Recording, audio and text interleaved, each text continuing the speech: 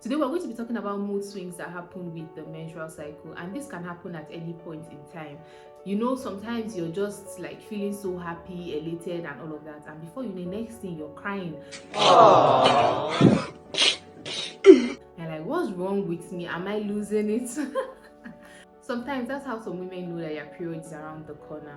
If you deal with mood swings, you're not alone. Just leave it in the comment section. I'm very sure that you'll find a sister that deals with this also.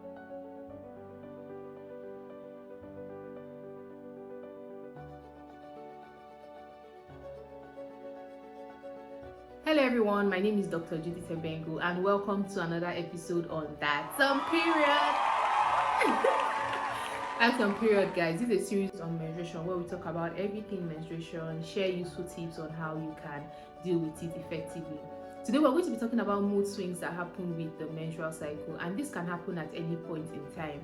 You know, sometimes you're just like feeling so happy, elated and all of that, and before you know, next thing you're crying.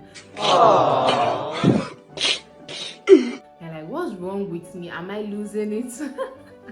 Sometimes that's how some women know that your period is around the corner. If you deal with mood swings, you're not alone. Just leave it in the comment section. I'm very sure that you'll find a sister that deals with this also. First, why do we even have mood swings? When we talk about mood symptoms that happen with the menstrual cycle, there are two key hormones that come into play. We have the estrogen and the progesterone, and fluctuating levels of these hormones actually affect something called neurotransmitters. Neurotransmitters are things in the brain that help to play a key role in like regulating mood. So once your estrogen, progesterone is moving up and down, the neurotransmitters sometimes also follow them in that regard. So you can understand why some women would experience mood swings with their menstrual cycle. Aside from these hormones, there are other things that influence like mood swings. Things like poor sleeping habits. If you don't sleep well, you tend to be more cranky. If you're not eating well, if you're not working out, things like stress. If you're stressed out, you're definitely going to have mood swings. So these are other things you have to look out for. So now that I've talked about all of this, how can we deal with mood swing? Because I don't want to be that person that this minute I'm happy and then next minute I'm crying. Sometimes you're crying and you're asking yourself, why am I even crying? Like, what is going on? Or someone says something and you're just so emotional and you're like, I don't even understand what is going on. So some things you can do. Number one, you want to adopt a healthy lifestyle. You want to work out, you want to eat balanced diets, eat foods rich with vegetables, fruits. You want to be on the lookout for all of this, because that on its own would help improve your overall well-being. And also, when you exercise, there's an hormone called endorphins that is released, and this also helps elate your mood. You also want to manage your stress. You want to identify your triggers. What are the things that are stressing you out? How can you better manage them? Are there relaxation techniques that you can try?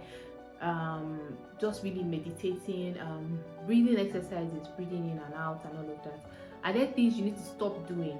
Because really, you make your own schedule. If there are things on there that are not working out for you, maybe you need to do away with them. Maybe you're juggling too much that you can handle per time.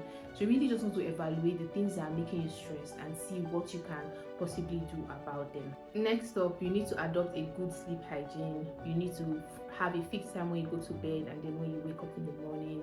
You need to sleep for at least 6 to 8 hours. This really depends on your age. So you really want to find out how you can adopt a good sleep hygiene, because if you're sleeping right, this would really help with your mood.